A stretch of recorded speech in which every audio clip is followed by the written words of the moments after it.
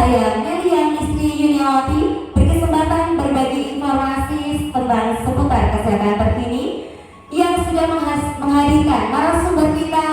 Di sini ada Kak Devina Ayudia, narasumber kita yang cantik jelita. Baik Kak Devina, apa kabar? Alhamdulillah baik Mbak Melia. Ya, Kak Devina sudah semangat sekali ya siang hari ini sudah didatangkan dari Puskesmas Purwokerto Selatan untuk hadir di sini. Baiklah, melalui sesi live podcast pada kali ini kita akan membahas tentang cara mencegah stunting dengan lanting ketan. Apa itu stunting? Apa itu lanting ketan? Mari kita bahas bersama Kak Devina. Oke. Baik, untuk perlu diketahui Kak Devina ini merupakan nutrisionis dari Puskesmas Purwokerto Selatan yang handal dan terampil sekali. Dari Kak Devina ini sudah mempunyai inovasi ya Kak ya. Jadi inovasi dari Kak Devina yang bernama lanting ketan. Lanting itu makanan ya Kak Devina? Makanan apa ya? Jadi kalau yang saya tahu lanting itu kelanting, makanan dari singkong ya, makanan dari singkong yang diolah menjadi kelanting. Tetapi di sini bukan makanan ya. Kita nanti kupas satu persatu dengan Kak Devina. Di sini banyak ya orang-orang yang sedang membicarakan stunting. Jadi akhir-akhir ini stunting itu sedang happening banget ya. Sedang hits ya. Hits, jadi stunting di mana stunting. Nah dari sini kami yakin nih para pemirsa semua dan kami khususnya masih penasaran nih apa yang dimaksud stunting. Jadi kita masih perlu pendalaman pengertian stunting dan bagaimana sih cara pencegahannya. Baiklah, kita tanyakan kepada narasumber kita, Kak Devina. Apa sih stunting itu Kak Devina? Oke, terima kasih Mbak Melia atas kesempatannya ya. Jadi akhir-akhir ini kita sering ya mendengar apa itu stunting. Ya mungkin banyak ibu-ibu di luar sana yang masih belum tahu apa itu stunting ya. Jadi stunting itu adalah kondisi di mana anak yang usianya sama, tapi anak yang stunting ini tinggi badannya itu lebih pendek dibandingkan anak seusia yang lain, seperti itu ya. Baik. Jadi kata kuncinya adalah pendek dari anak-anak lain. Baik, untuk stunting ini kemudian bagaimana sih ciri-cirinya pendek? Kemudian apakah dampak dari stunting ini Kak Devina? Bahayanya apa ini? Oke, ya jadi untuk stunting sendiri ini bahayanya sebenarnya tidak menyebabkan kematian ya Mbak Melia ya, tetapi stunting ini dampaknya itu dampak jangka panjang ya. Jadi seperti yang kita tahu stunting ini bisa berpengaruh terhadap IQ anak ketika anak sekolah ya. Kemudian bisa juga ketika dewasa itu rentan terkena penyakit tidak menular ya, contohnya seperti hipertensi, kemudian diabetes mellitus, dan bisa juga terkena obesitas ya. Kemudian bisa juga postur tubuhnya jadi tidak optimal ya, tidak seperti anak yang seusianya ya. Tapi bukan berarti stunting ini kerdil ya, itu beda kasus ya. Kemudian kesehatan reproduksi juga bisa menurun kalau dia dari kecilnya itu sudah stunting, seperti itu Mbak Melia. Wah, sangat perlu diwaspadai sekali ya untuk ibu-ibu semua. Jadi tadi ada kata-kata obesitas. Apa itu obesitas tadi? Obesitas itu berat badan yang berlebih Mbak Melia. Jadi anak itu pendek biasanya otomatis berat badannya itu akan semakin naik, jadinya dia bisa terkena obesitas, seperti itu. Jadi tidak ideal ya. Betul, tidak ideal. Ya, tadi bahayanya sudah disebutkan. Jadi perlu diwaspadai dengan beberapa kiat-kiatnya. Kemudian dari stunting ini siapa saja sih yang bisa dikatakan stunting Kak Dev? Oke, kalau kita itu sudah tidak bisa dikatakan stunting ya Mbak Melia, karena kita sudah expired sudah dewasa. Oke. Jadi untuk stunting ini lebih kita ke balita ya, untuk balita. Lebih khusus lagi ke anak di bawah 2 tahun. Kenapa? Karena anak di bawah 2 tahun ini khususnya 0 sampai 23 bulan ya Mbak Melia, ini perkembangan otaknya sedang pesat atau sedang optimalnya seperti itu. Jadi untuk anak dewasa, jadi saya ini yang sudah dewasa pendek ini nggak bisa dikatakan stunting ya Kak Dev? Oke, baiklah. Jadi untuk yang bisa dikatakan stunting itu hanya untuk anak berusia bawah 5 tahun dan lebih spesifik lagi ke anak usia di bawah 2 tahun. Jadi balita dan balita. Baiklah. Jadi itu anak dengan kategori stunting yang bisa dikatakan stunting balita dan balita. Kemudian nih, Kak Devina ini kan sebagai nutrisionis di Puskesmas Purwokerto Selatan ya Kak Dev. Pastinya Kak Dev menangani banyak kasus-kasus stunting di Kecamatan Puskesmas Purwokerto Selatan. Kira-kira berapa jumlahnya ya dari sekian banyak balita atau balita yang terkena stunting? Oke, untuk kategori stunting sendiri ini untuk di wilayah Puskesmas Purwokerto Selatan ini ada sekitar 292 balita ya, dari total balita kita itu sekitar 4.100 ya Mbak Mel ya.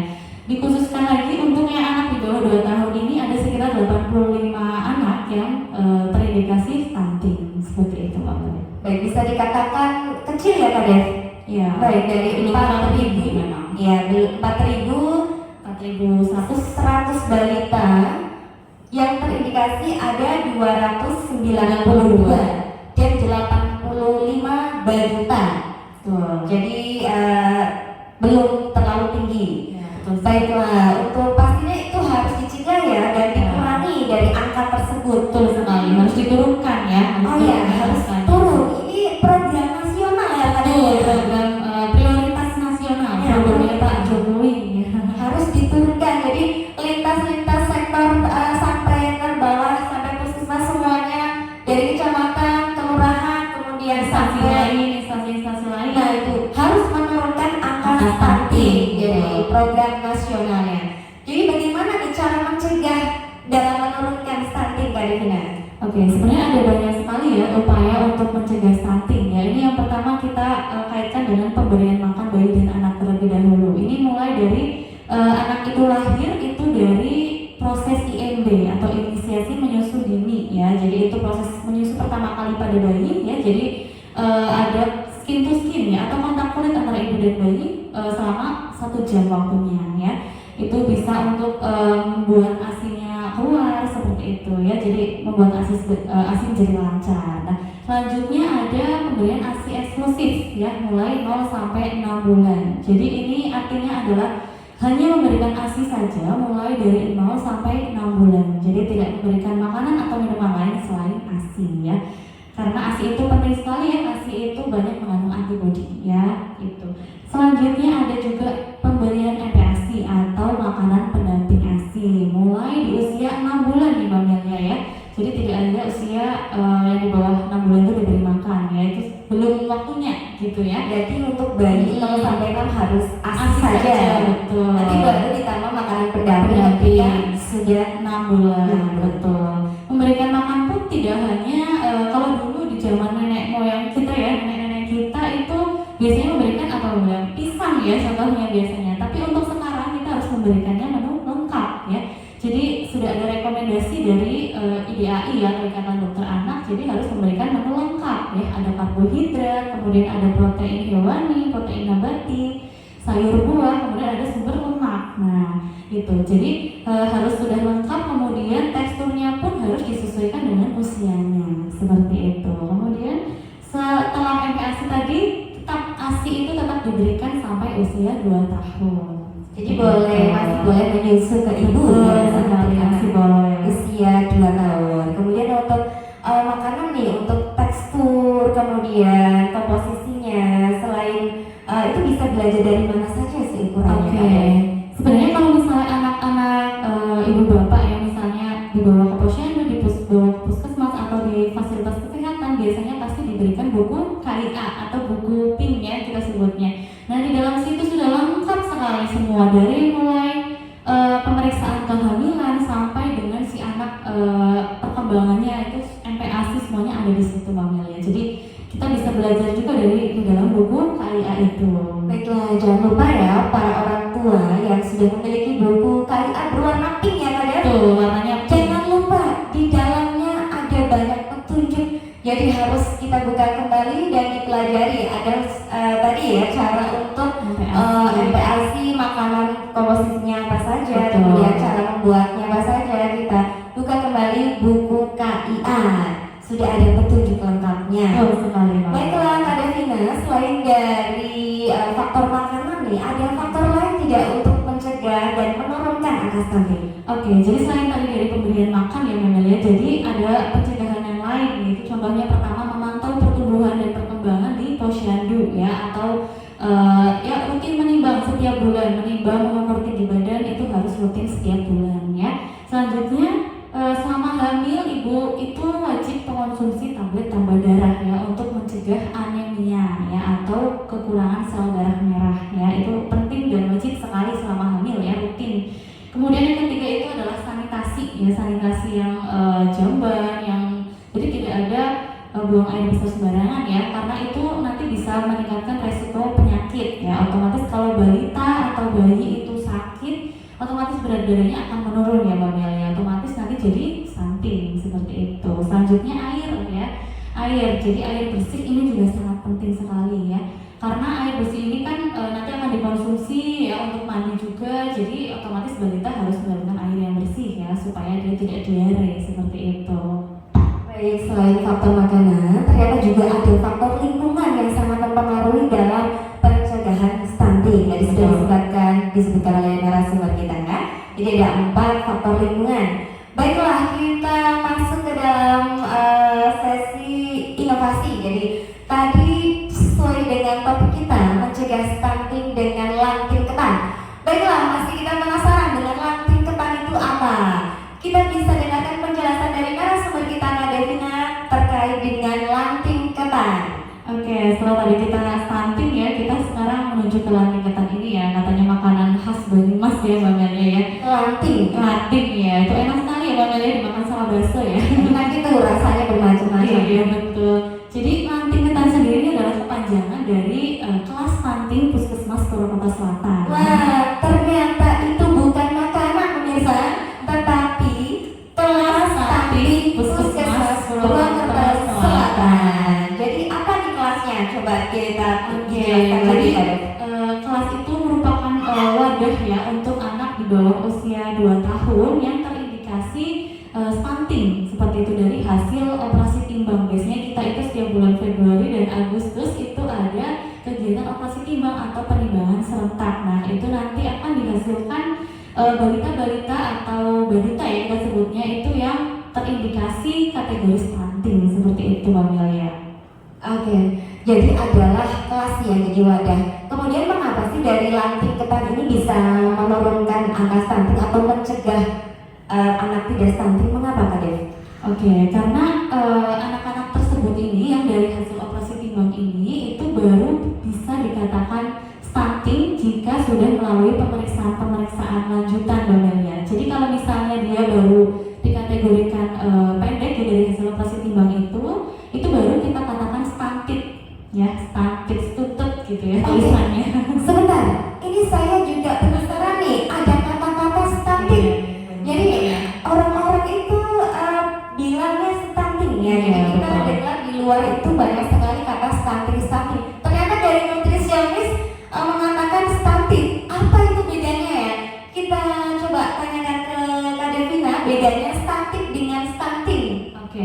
Kalau stunting itu sendiri itu baru bisa baru ibaratnya kayak diagnosis dini gitu ya mungkin ya, kayak kalau misalnya bahasa medis ya. Jadi setelah ada operasi timbang atau dari hasil penimbangan, terus anak tersebut itu dikategorikan pendek atau sangat pendek ya, itu belum bisa langsung kita katakan anak ini stunting, itu belum ya. Jadi baru kita katakan stunted gitu. Nah setelah melakukan nanti ada pemeriksaan lanjutan oleh dokter gitu ya, itu baru bisa kalau misalnya dia memang memenuhi kategori stunting itu baru bisa didiagnosis stunting seperti itu. Ya, jadi lebih tahu ya ini tentang stunting dan stunting Kak Devina. Baik, itu terkait dengan kembali lagi lantin ketan dari inovasi Kak Devina.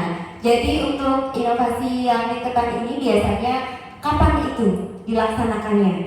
Oke, jadi kegiatan lantin ketan ini kita lakukan setelah pelaksanaan operasi timbang. Nah, operasi timbang sendiri ini dilakukan pada saat bulan Februari dan Agustus. Sedangkan lantin ketannya itu kita lakukan bulan setelahnya, ya berarti bulan Maret dan bulan September, seperti itu. Baik, jadi itu kegiatan terpisah ya Kak Devina? Betul. Lantin dan ketan itu dipisah ya? Itu 1 tahun itu berarti 2 kali ya?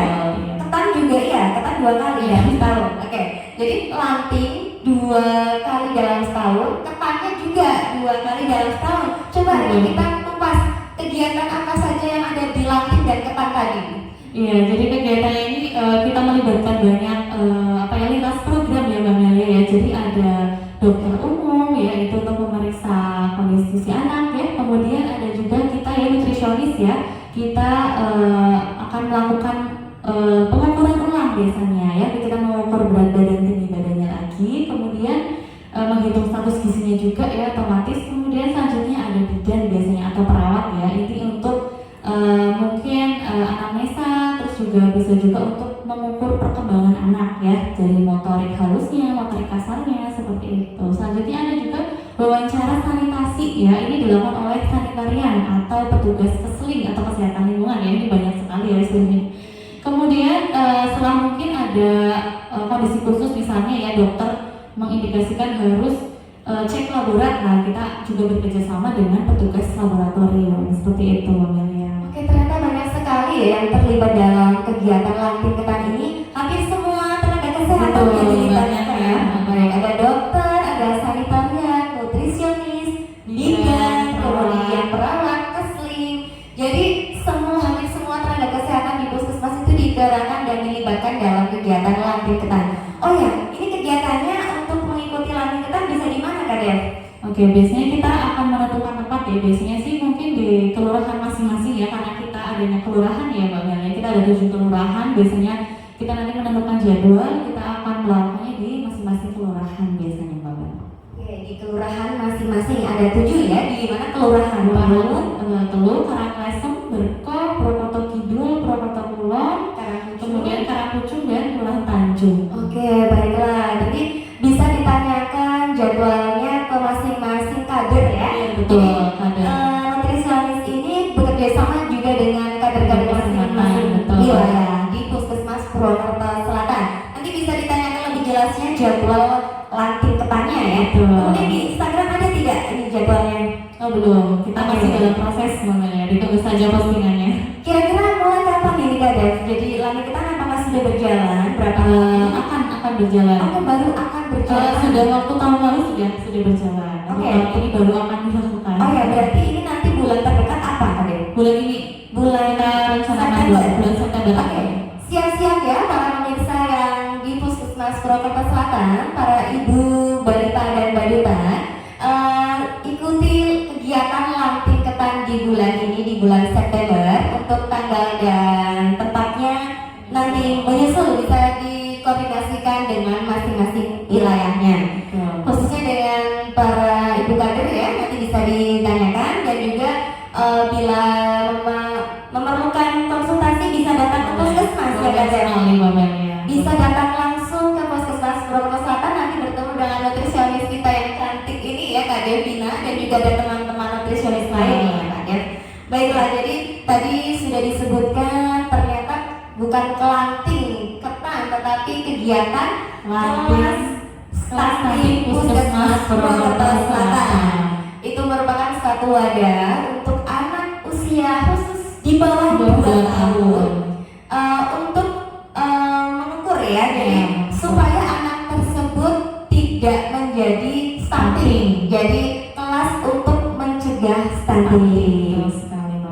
Ya baik Kak Devina, jadi kita sudah cukup jelas ya. Baiklah, tapi jika pemirsa semua akan memberikan pertanyaan kepada nutrisionis kami sediakan fasilitas di kolom komentar. Silakan para followers podcast hari ini silakan tulis pertanyaan atau tanggapan. Nanti kita tujukan ke nutrisionis Kak Devina. Silakan, kami tunggu.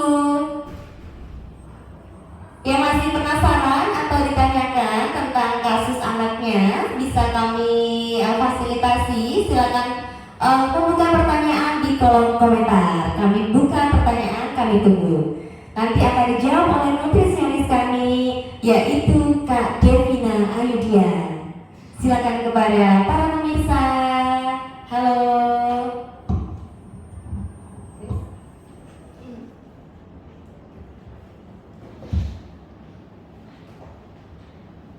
Baiklah, di sini kita sapa ya, ada Kak Lucia Dita. Halo Kak Lucia Dita. Ada Mitan Tina nih, siapa nih Mitan Tina?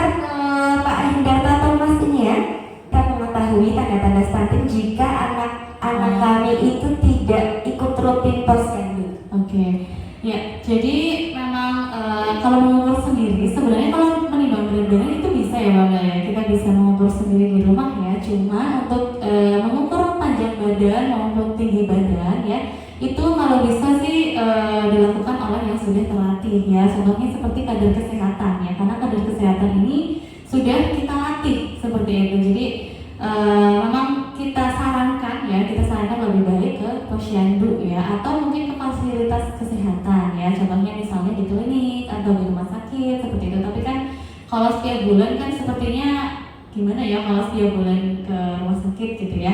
Nah, seperti itu. Baiklah, ini bisa nggak langsung kita ke puskesmas langsung ini bertemu Kak Devina untuk mengukur tinggi badannya atau Bisa berat sih. badannya? Bisa, cuman kami kan juga bagi-bagi ada banyak kegiatan juga ya Mbak Melia ya. Jadi kalau misalnya bertemu kami paling tetap harus mendaftar dulu ya untuk konsultasi gizi seperti itu. Oke, baik. Jadi di Puskesmas Bromo Selatan ada klinik gizi ya, Iya, klinik betul. konsultasi gizi. Nanti akan konsultasi dengan para nutrisionis di sini. Atau tidak tadi ya, jadi bisa bekerja sama dengan kader di masing-masing Betul. wilayah. Kader Itu kesehatan. nggak apa-apa ya, temui saja kadernya. Jika misal ternyata saat posyandu itu ada kegiatan, Betul. bisa kita menemui posyandu, bisa berkunjung ke rumahnya, nanti bisa diukurkan berat dan tinggi badannya. Baik. Untuk pertanyaan selanjutnya masih kita tunggu. Di sini ada nutrisionis kami dari Puskesmas Purwokerto Selatan, Kak Devina Ayudia, yang siap berdiskusi dengan Anda semua. Silakan. Tadi ya, inovasi lanting ketan.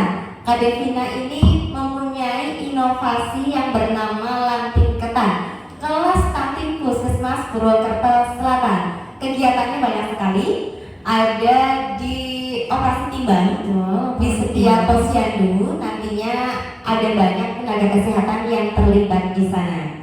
Baiklah, untuk pertanyaan selanjutnya masih kita tunggu dari teman-teman yang sudah bergabung di Instagram. Halo Kak Awalia Uti Pratama, kemudian Kak Mailin Lin.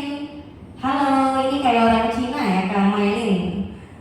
Kemudian ada juga di sini ada Kak Lia Adikara. Kak Lia Adikara yang baru bergabung. Halo, selamat sore. Ada Ibu atau Mbak nih, Mbak Eti Setiati. Kemudian ada Dwi Puspitarani. Baik, pertanyaannya untuk Anda semua yang di rumah, bagaimana jika Bapak Ibu di sini bisa berdiskusi dengan nutrisionis? Masih kita tunggu kelas lanting ketan. Betul. Untuk tahun ini nanti akan diadakan lanting ketan di setiap kelurahan. Jadi ikutilah kelas lanting ketan di 7 kelurahan di Puskesmas Kecamatan Purwokerto Selatan. Baik, ini sesi tanya jawab ya, dan sesi diskusi masih kita tunggu. Baiklah, kita tunggu 1 menit lagi ya untuk pertanyaan selanjutnya. Baiklah Kak Devina, untuk lanting ketan nih kita sambil ngobrol ya. Lanting ketan, awal mulanya bagaimana sih kok Mbak Devina bisa muncul ide lanting ketan? Terinspirasi dari makanan, sedang makan kelanting atau bagaimana nih? Iya, jadi sebenarnya ini bingung juga ya terinspirasi dari mana ya, karena saya mengingat aja ada makanan khas Banyumas ya, otomatis langsung kepikiran kelas stunting berarti lanting ya, ketan, karena kita singkatannya Puskesmas Purwokerto Selatan itu kan panjang ya kata-katanya, jadi saya singkat menjadi ketan, itulah jadi lanting ketan seperti itu Mbak Mel. Wah, ini unik ternyata ya lanting ketan. Baiklah, ini ada pertanyaan. Baik, untuk pertanyaan selanjutnya nih Kak Devina, apakah stunting hanya terjadi pada balita? Kalau anak-anak jika sudah usia lebih dari 5 tahun, bagaimana penanganannya? Oke, seperti yang tadi kita sudah bahas ya Mbak Mel ya, jadi stunting ini memang hanya dikategorikan untuk balita ya. Mungkin kalau misalnya sudah di atas balita ya, mungkin bisa kita misalnya tinggi badannya kurang, mungkin bisa ditambah dengan protein hewani maupun sumber lemak, terus juga ada aktivitas fisik ya, biasanya mungkin anak-anak sekolah sudah ada banyak kegiatan olahraga misalnya seperti itu. Jadi bisa untuk mengoptimalkan tinggi badan gitu kalau di atas usia balita seperti itu, Mel. Baik-baik, banyak olahraga ya kalau sudah lebih dari usia 5 tahun. Jadi Betul sekali. kita yang sudah usia beranjak dewasa Iya. nih ya, juga bisa untuk meningkatkan tinggi badan dengan cara berolahraga. Ya, betul sekali. Atau dengan nutrisi lain ya dari Iya, dalam ya. dari dalam Oke, tubuh. baik, untuk ini pertanyaan terima kasih kepada Eti Setiati ya sudah aktif bertanya. Kemudian pertanyaan selanjutnya masih siap jawab, Kadep? Oke, masih Oke. silakan yang mau bertanya mungkin tentang MPASI gitu ya, mungkin Oke. banyak sekali tentang balita ya, itu juga salah satu yang bisa mencegah stunting seperti itu ya dari pemberian MPASI-nya seperti itu, Mel. Ya. Kita remaja sebelum menikah itu sudah proses pencegahan stunting untuk anak kita nanti. Iya, bekal ya, Bekal, udah oke, mulai. bekalnya. Kemudian saat hamil juga Hamil betul. sampai dengan nutrisi kepada anak-anak kita yang sudah lahir. Betul sekali. Baiklah, baik, jika masih ada yang bertanya, silakan untuk pertanyaan selanjutnya. Jika tidak, nanti kita akan tutup sesi podcast. Baiklah, untuk pertanyaannya kemungkinan ini sudah cukup ya. Ada 3 pertanyaan dari teman-teman. Baiklah, untuk sesi podcast pada hari ini kita akhiri. Baiklah, untuk podcast Kak Devina, makan daging, saya punya pantun ini Kak Dev. Oke, siap. Pantun Mbak Meliani. Makan daging banyak lemak, Cakep. enaknya hanya sesaat. Cakep. Oke, semoga hari ini podcast bermanfaat. Cakep. Kak Devina, sebentar, saya ingin ada closing statement dari kelas sumber kita nih. Ada closing statement dari Kak Devina, silakan untuk Kak Dev untuk menutup podcast pada hari ini. Oke, jadi kesehatan itu dari kita, untuk kita, dan oleh kita. Maka dari itu kita selamatkan anak bangsa dari stunting, karena cegah stunting itu penting. Ya, baik, tepuk tangan Kak Devina. Untuk sesi podcast hari ini kami akhiri. Kami mohon maaf jika banyak kekurangan. Saya Melia Misri dan narasumber Devina Ayu dan Palinda.